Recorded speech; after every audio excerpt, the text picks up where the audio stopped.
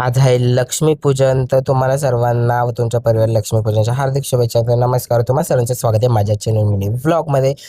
तर माझी तब्येत पण अजून पण चांगली झालेली नाही आहे, पण मस्त एवढा मोठा दिवाळी सण, एवढं मोठं सेलिब्रेशन लक्ष्मीपूजन असते, त्यामुळे मी आता जराशी तयारी करतोय. दारामध्ये मस्त अशी देवीची रांगोळी काढायची होती. गेल्या वर्षी मी कोल्हापूरच्या लक्ष्मीची रांगोळी काढलेली, ह्या वर्षी मी येडू आईची रांगोळी काढली. माझ्या हातून एवढी सुंदर रांगोळी येईल असं मला वाटलं नव्हतं. त्यानंतर दुपारी माझ्याकडे जेवढी सिल्वरची चेन आणि ते ब्रेसलेट आहे ना, ते म्हटलं क्लीन करून घेऊया, कारण की ते जरासं ब्लॅक ब्लॅक झालेलं. तर हे रुपेरी लिक्विड आहे आणि सिल्वर पूर्ण क्लीन होतं.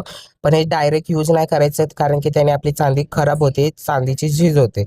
तर पाण्यामध्ये घेऊन मी वॉश केलं, मस्त असं एकदम न्यू सारखं झालेलं ते, आणि जास्त यूज नाही करायचं.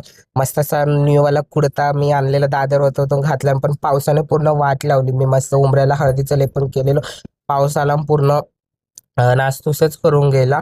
पहिल्यांदा मी लक्ष्मीपूजनच्या दिवशी पाऊस बघितला ना, सुंदर असा लक्ष्मी मातेने माझ्या हातून सेवा करून घेतली कोल्हापूरच्या अंबाबाईने.